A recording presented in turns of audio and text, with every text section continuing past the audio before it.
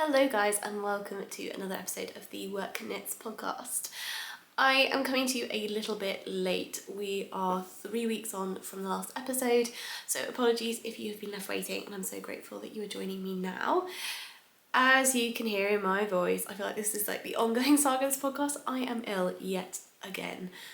I don't know what is wrong with my immune system at the moment. It's never been like this before, but I seem to be picking up every cold and flu. I was chatting to a lovely podcast viewer over on Instagram, and I was kind of saying my constant way up is like, do I record on the date I was meant to and just assume this is the best I'll be, or do I assume I'll get better and wait for a bit? Anyway, suffice it to say, I delayed recording last week. Then I thought I might give you kind of a bit more of a vlog style video as a kind of interim, because I just wasn't sure and I feel better to do a proper sit down. And then I wasn't quite happy with that either, and so here we are a week late recording a normal-ish style podcast episode. Anyway, welcome to the inner workings of my brain. As you can still hear, my voice is not 100%, and there'll probably be quite a lot of editing for cold symptoms generally, so apologies. But I have got a mug of peppermint tea. I hope you've got something nice to drink. I have got a reasonable amount to chat about today. Let's get started with what I'm wearing. Now, this camera angle's not the best. This is a massively oversized version of the contrast sweater by Petite Knit. I knit this a few years ago, and ironically, this has been on my to frog pile because the raglan is so deep on me that I actually really struggle to kind of do normal life in this. And the sleeves, I get quite a few compliments on these when I'm out and about, but I actually find them really annoying. And then it has got colour blocking for contrast. The bottom is slightly lighter in colour. You can see my painted DIY top underneath, lovely. But yeah, irony of all ironies, having said I would frog this, I've just been living in it, I've just loved it. So that's just the way the world works sometimes. But it's been the perfect kind of throw on piece. I can throw it on over, like, I've got like 3 or 4 t-shirts on today. Very long story. Anyway, it's just been the perfect layer. So yeah, pleased I didn't frog it quite yet. Right, what I really should be wearing, really, is my finished objects. But I just thought it was an achievement to even sit down and record the podcast. I wasn't going to be too fussy about what I was wearing, and then I will include pictures of these finished objects attached. So front and centre, because it is literally less than a week now until this gets released, I have knit up a second sample of my summer's evening sweater. I have knit this entire thing up since the last podcast episode, and it was actually done in time for what would have been the normal podcast last week. So I did this in under 2 weeks, and this is a t-shirt version, as you can see. This is knit in the incredibly drapey, beautiful yarn from Loom Wool. This is the Luxury Alpaca base, which, don't quote me precisely on the numbers, but is an alpaca silk cashmere blend. I want to say it's 70-20-10, but I could be wrong, but I think it's pretty close to that. The main colour is Tayberry, and the bottom colour is Gossamer. Now, I will post pictures now on screen of my original sample, and then also this second sample, and how it looks on. This sweater is definitely one where I think as you're knitting it, you have to really trust the process. I've been talking a lot with my testers, we've been making little alterations, but the garment looks very different as you're in the process of knitting it to how it looks when you finished it, and it looks very different when it's finished off the body to how it looks on the body. So for example, if you look here, the yoke looks very, very long. That's not really how it sits when it's on the body. And I think also in this particular sample, that's partially to do with the yarn I've used. It's incredibly drapey, which has made my row gauge a lot longer. But I wanted to show people what it could look like in a very different style of yarn and as a t-shirt.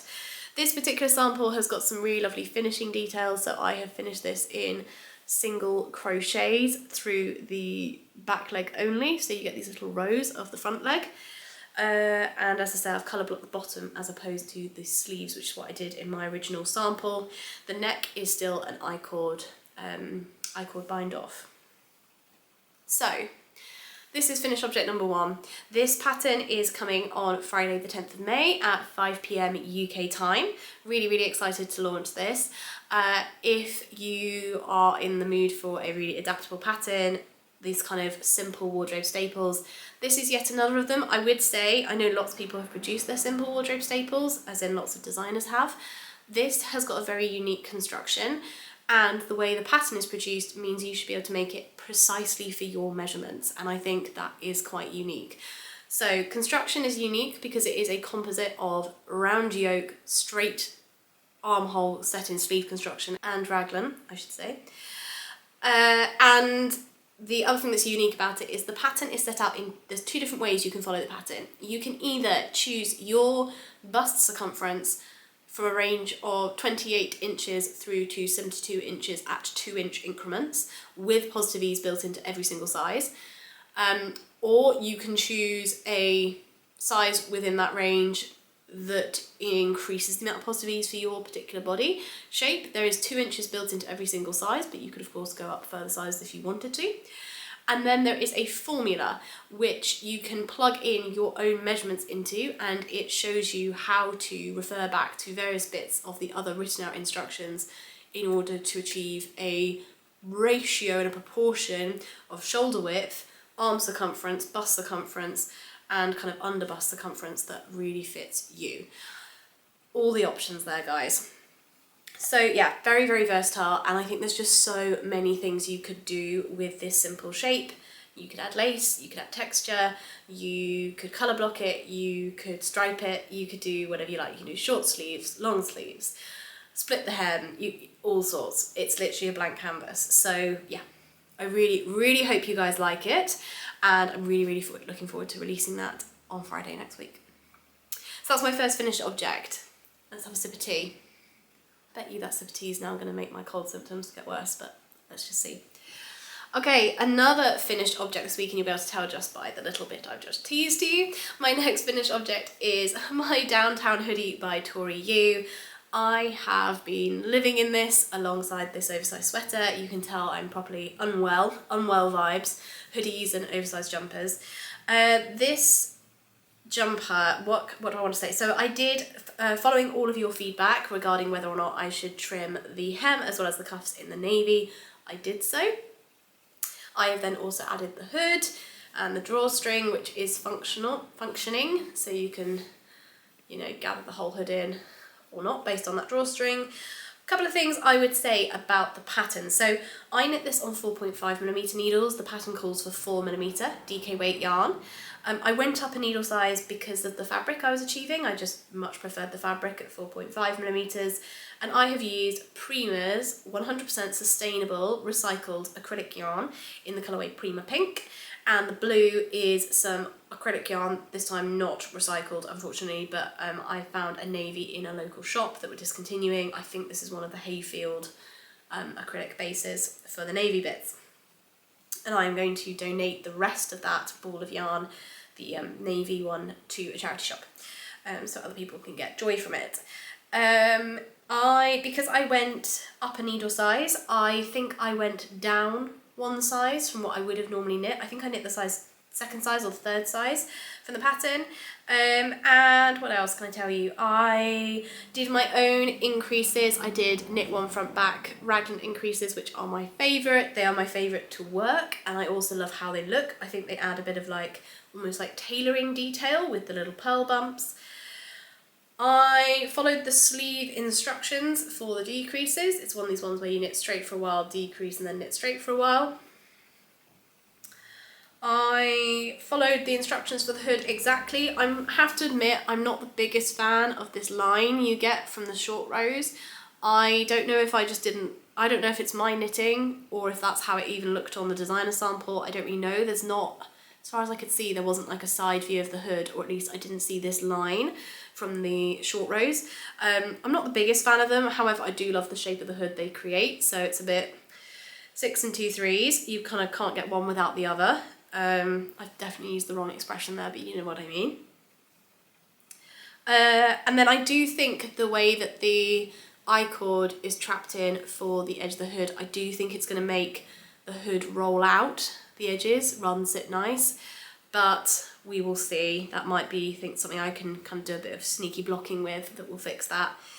I also had my I-cord still on a short little needle, and I actually sewed them into the facing edge whilst I was still working them, because that way I could then figure out exactly how long I wanted them, because I didn't know if I'd want them as longer or shorter than what was in the pattern. I think that's pretty much it, guys. Other than that, I think I went down to 4mm needles for cuffs and hem. But yeah, that is everything on my downtown hoodie. As I say, I've absolutely loved it. It has got this fault line, which is showing up kind of on camera. Let's just see, it showed up a minute ago. Yeah, you can kind of see it down over here. It has got the fault line. I think as the way that I wear it, I won't really mind too much. I'll insert a picture here of how I've been wearing it with a pair of leggings. I've literally been treating it like a sports hoodie. So yeah, in love with it, really pleased I knit it, and really pleased it's done, because it's actually taken a little while to come off my needles despite being DK and quite quick. Okay, moving into whips, but linking back to patterns at the same time. I have a current whip which is taking up not a huge amount of time, but you know, it's taking up knitting time, which I can't yet show you. And the reason for that is I am producing a pattern that will be exclusive to Loom Wool's mini skein club in May. If you are not already signed up to Jess's mini skein club and you would be interested in taking a look, I will link the website down below. You can either sign up just for a single month, or you can block subscribe, completely up to you. And she has a subscription deadline of May the 15th at 11:59 PM UK time. That's the absolute latest you can put your subscription in. It's all very well organised and systemised, but it does mean there are quite tight time constraints on it. So do go and check that out if you would be interested. She's got a beautiful set of colours coming up for next month. And included in that subscription box will be a pattern of mine. I can reveal it will be a pair of socks that uses 5 20-gram minis. It will use up pretty much all of those. You'll have very, very little waste. And there might be some little sneaky peeks dropped on Instagram on both mine and Jess's accounts. So do subscribe over there if you'd be interested in seeing those, or take a look. But yes, it's been a really, really nice project to be working on, a really good challenge. And yeah, just really, really enjoyed pulling that one together. The pattern will be available over on my Ravelry from about October of this year. I'll give more details close to the time when that's going to be launched. But yeah, exclusive to Jess's subscription box for at least the next kind of 5 or 6 months. I think I must have had sock fever on the brain though, because I have also cast on another new sock design. This feels slightly crazy because I've never really been a massive sock knitter, but they're just coming thick and fast, the ideas and the mojo this year. I've got a couple of, you know, single socks. I need to finish the second one, or cuffs, and not the rest of it. But nonetheless, I kind of gave myself a bit of permission this week to cast on some things I just wanted to cast on, rather than thinking about shoulds, coulds, all that. So, haven't got a name for this yet, but this is actually the first item in a series of items that I would really, really like to design and launch this year. So this is where I've got to so far on the sock. It is a colourwork texture, really simple but really effective, and as you can see I've not got very far. I've just literally knit the cuff and the beginnings of the leg. I am knitting this. This is a hank of Jarwool, Lang Yarn's Jarwool sock, which is one of the ones that's got the little bobbin of reinforcement cord in the middle. This is kind of in like a light grey, melange grey kind of colour. And then actually, funnily enough, having already spoken of Loom Wool several times in this episode, this is a mini skein from Loom Wool. It's a leftover from mini skein subscription club a while ago, I think. And Jess very kindly gifted me a couple of them, and I really wanted to use this dark grey in this particular design. So as I say, it hasn't got a name yet, but the idea is that this texture, as I say, is really lovely to work, visually looks kind of intricate but kind of simple at the same time. I wanted to include colour work, but for it to be easy, memorisable, portable, all those things, and I really think it is, so I'm really excited. I'm really, really loving it. So that has jumped onto my needles in the last week. Oh, I should have said that last, my socks, I always knit my socks on 2.5mm needles on the little 9-inch circulars. I think that's all the detail I missed there. So talking of designs, another one that I've progressed a bit but not as much as I would have liked to is this summer top design, which currently looks like a little rectangle. This is being knit on 3mm needles in Knitting for Olive pure silk in the olive base. I've bought 3 balls of that, and this construction, yeah, so it's double knit, which is why it takes a little bit longer than it maybe looks. I just paused for a little coughing fit there, sorry. Oh, my eyes watering. Right, yes, isn't it double?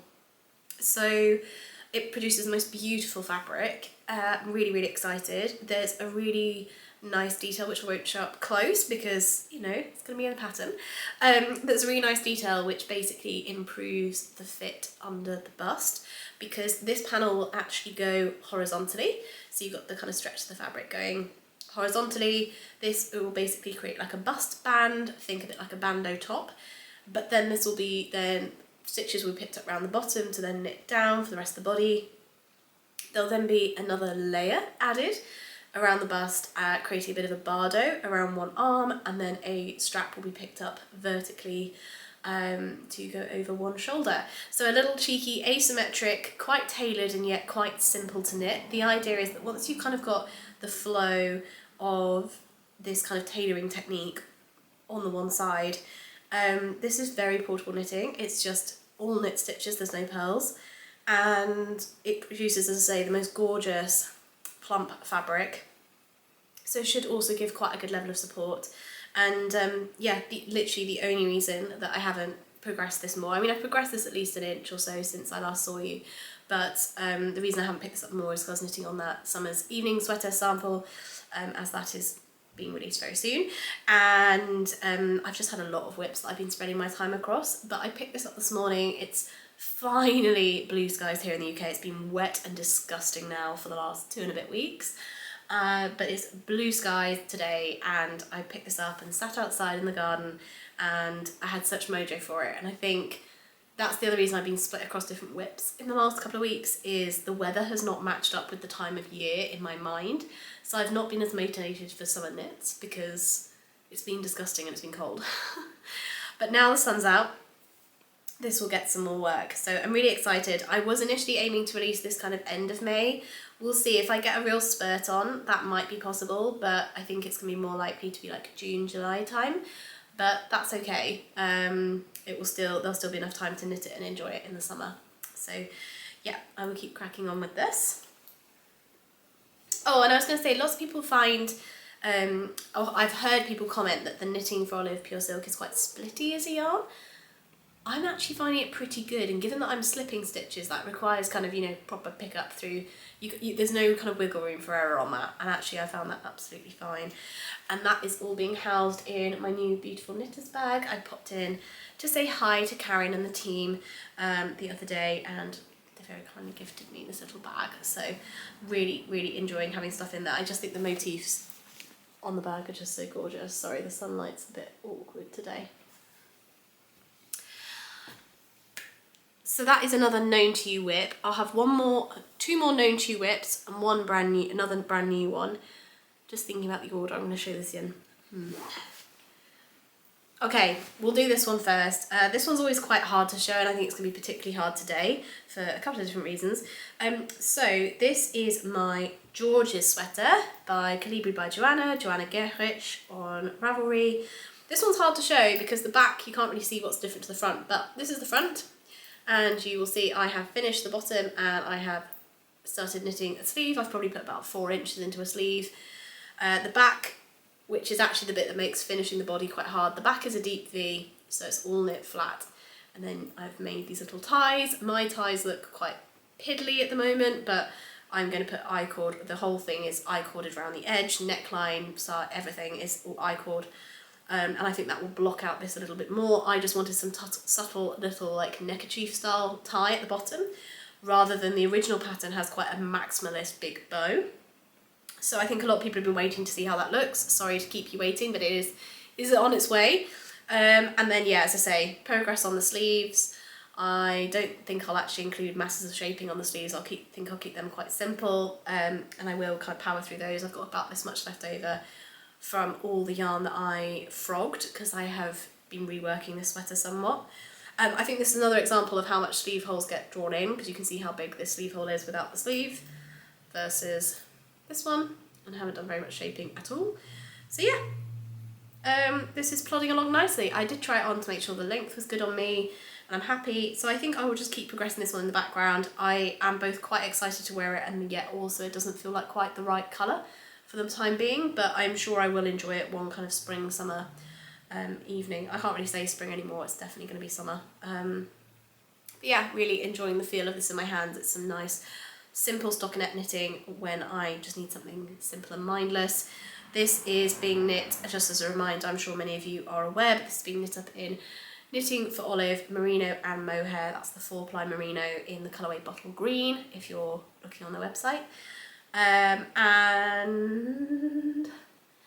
I think that's it on this one. This sounds like this is a Loom Wool Knitting for Olive sponsored episode. It isn't, I wish. But I've just been really enjoying knitting with yarns from both of those companies, so happy to bring them to you guys. Okay, my next whip is new on the needles, and I literally cast this on yesterday and I've already knit this much. Okay, again, the lighting might not help us here. So this is going to be a hat, as you might be able to tell. I'm knitting this up on 4.5mm needles. The yarn is a worsted weight gauge, and this is, well, we'll see. I mean, let me know down below in the comments if you'd be interested in this becoming a design. It wasn't really cast, how do I describe this? I wasn't thinking I'd release a cabled hat pattern this year, but I was looking through Ravelry and there are so many cabled hats out there. So many, of course. But I couldn't quite figure out exactly what it was that I was looking for, that I couldn't find, but I just knew I wasn't finding what I was looking for, if that all makes sense. And I think I wanted something that had got like a little bit of twisted ribbing, a little bit of a small cable. I wanted something that would be very like easy to knit on without keep looking at a chart. I wanted something where the cable stitches, there's lots where the cable started big and then got smaller as you decreased into the crown, and I didn't really want that look. I don't know, I just had something in my mind that I wouldn't have been able to describe, but I could just kind of, it was like there but blurred around the edges. Don't know if anyone knows what I mean, when you can kind of visualise something, you can't see the crisp details, but it's like a vibe. Anyway, I found a couple of stitches that I liked, combined them, and I'm really liking the output on this hat. It's going exactly how I wanted it to.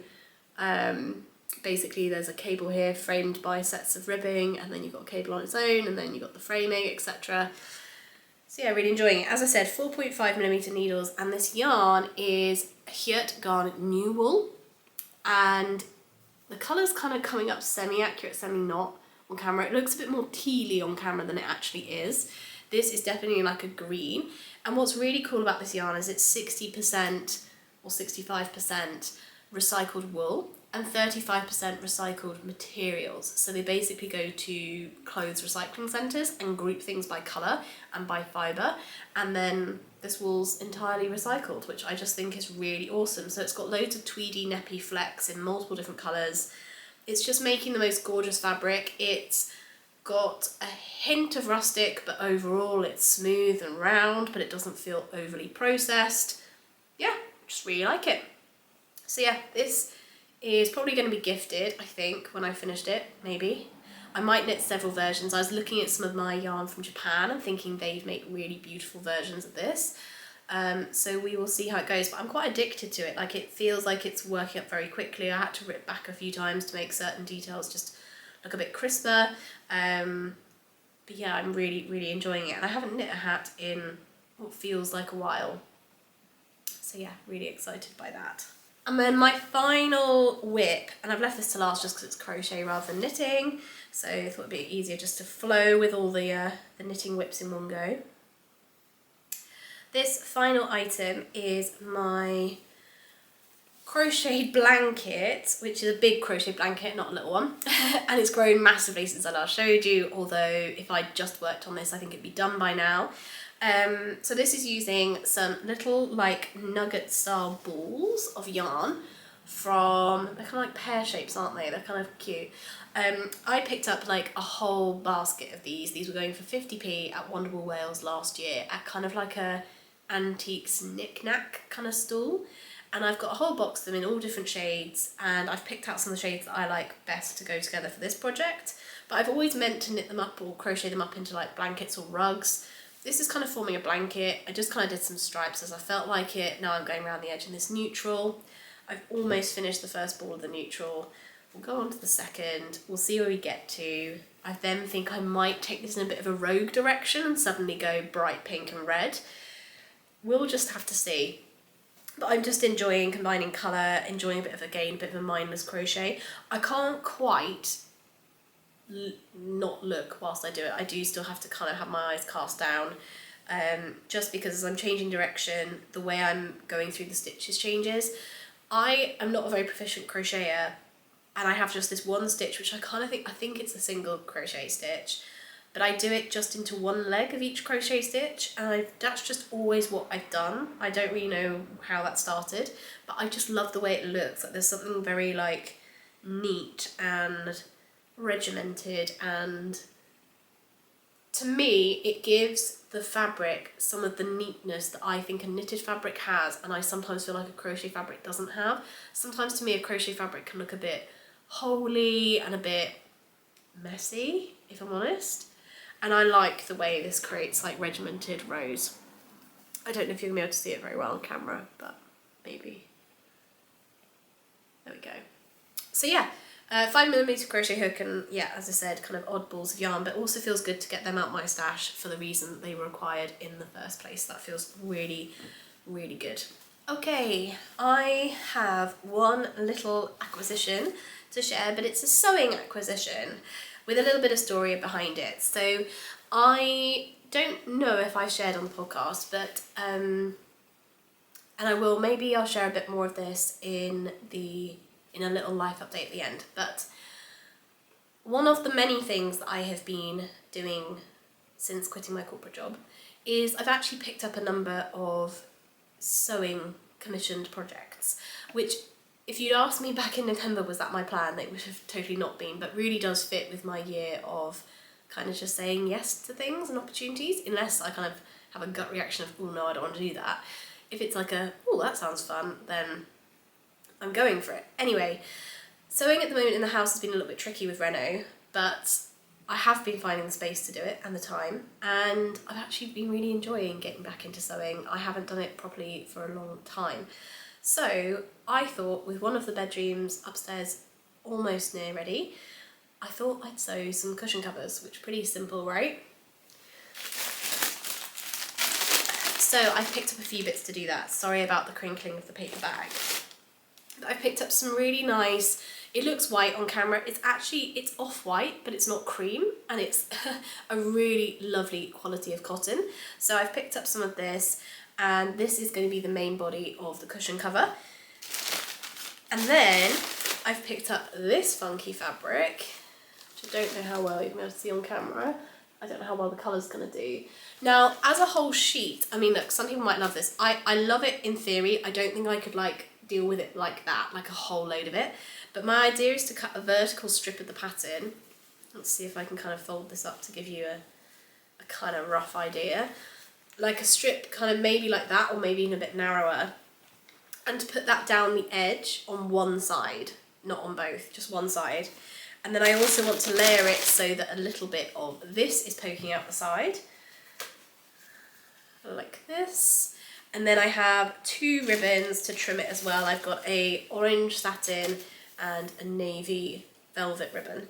So I just thought I'd have a bit of a play. I love introducing patterns into our home. Some of the cushion covers I've done before have had like lovely, like it's just been a very particular floral fabric I found. I'm not massively into florals as a whole, but when I find the right one that I really like, I love it. And those cushions get used and used and used. And they're some of the things that really, for me, when I think about why I love a room, the textiles are often what brings it together for me. So I'm really excited about what I might be able to do with this over the next week or so. You will not believe the number of nose blowing and coughing fit sessions I'm going to have to edit out of this. It's been a bit crazy. But, it feels good to be back and talking to you guys. I have missed it. Speaking of the break, and actually speaking of coming back, before I give you a little life update, I was going to say that coming into the summer months, I was having a real think about what I enjoy watching in podcasts and trying to think about what life must be like for all of you and how podcasts fit into your lives and how much content's out there, etc, etc. And I'd love to hear your thoughts below, particularly if you feel quite strongly to keep things the same. But I was wondering what people thought of switching up the regularity, the length and the style of these updates. So I was wondering whether to switch to more like a weekly update that would only be kind of 10-15 minutes maximum, so a lot shorter. Would maybe include, I'm not going to call it a vlog because the main part of it would still be me sat talking to you, but would maybe include more snippets of like what, me picking up bits and pieces of knitting, what I've been doing in the week.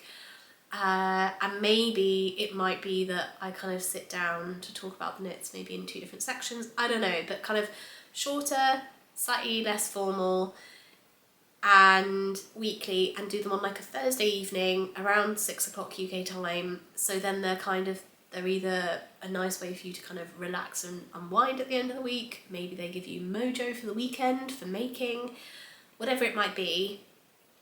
I just wondered whether for May to September that would work better for everyone. So essentially for about kind of 20 weeks worth of content, whether that would suit everyone better. What do you think? Because I'm just very conscious that these longer form styles of podcasts, it's harder to fit them in during the summer months when we're all much busier. The days are longer and we want to be outside when it's sunny. We might be out meeting friends. It's just a different feeling. And I wonder whether some shorter videos might fit better. So as I say, let me know down below. Talking about the next kind of 20 weeks or so, live generally, if you would like to stick around, would love to share a little bit with you, but completely understand if that's not your jam. If so, thank you so much for dropping by. Sorry again for the delay, and I think given what I've just said, I'll probably see you next week on Thursday. If you are sticking around for live updates, then let's get stuck into those. So, as you know, biggest one or like biggest thing impacting my schedule over the last couple of weeks has been my cold, which has lasted forever again. But aside from that, we have had ongoing sagas with the renovation on the house. We have basically been working on one project for, I think, the best part now of a month and a half, and it was meant to be finished the end of April, and we're quite a way off that. So some of it I've kind of taken matters into my own hands, and we've kind of, to not talk in the abstract, this is all about the bathroom on the top floor, and it would be quite easy because how do I best describe this? We've basically created like what is now essentially like an ensuite bathroom to the bedroom. So there are like there's a space where there's like the doorway into what used to be the bedroom. Then you've got the doorway into the new bedroom, you've got the doorway into what will be the bathroom. So you kind of got 3 doorways all in one.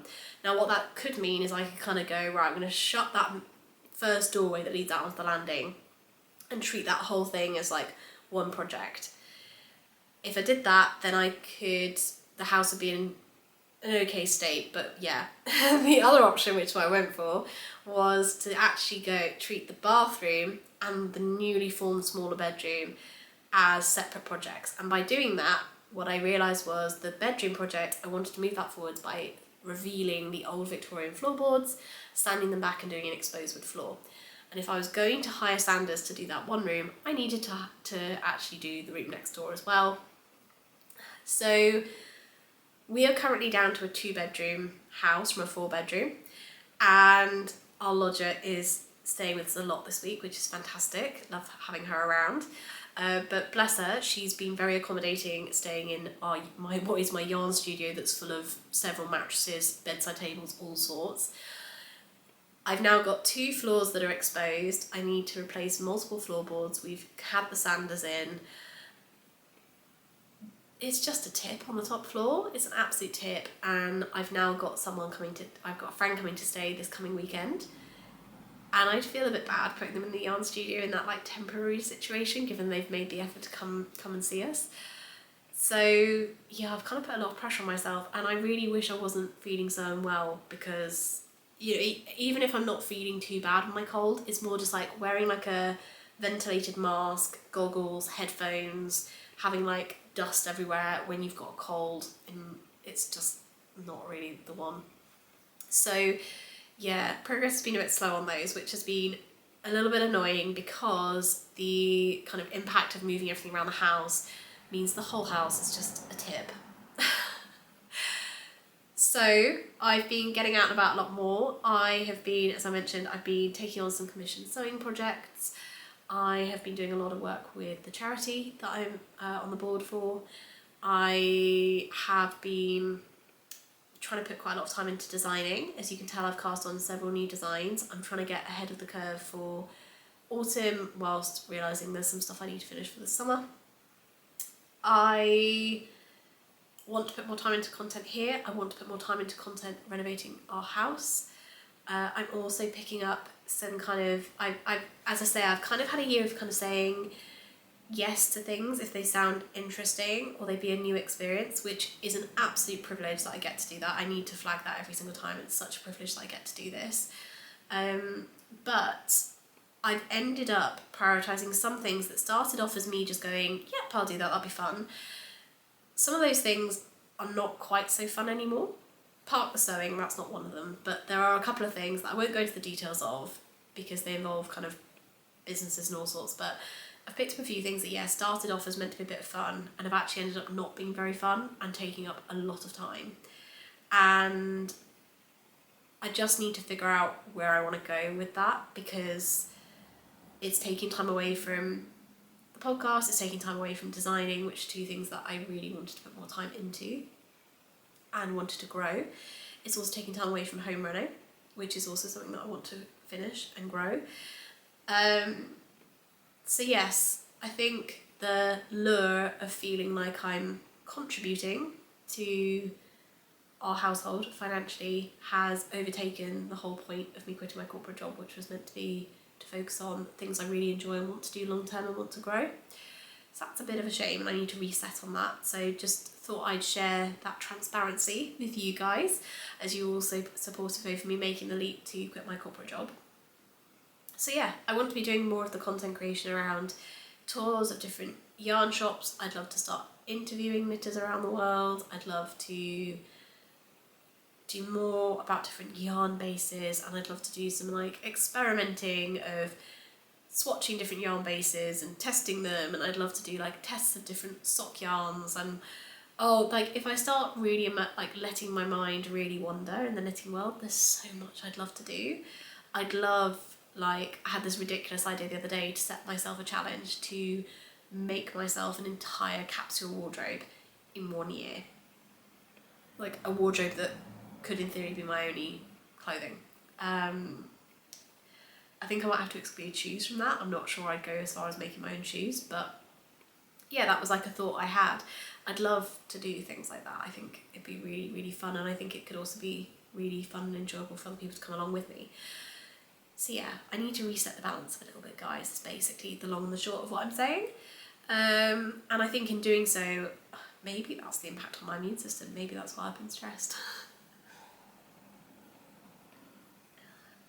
But the other big one is, as much as my husband and I have just taken it on the chin that we are going long distance because it's what makes sense for us in terms of the house we have here and his job and various different things, it's really hard.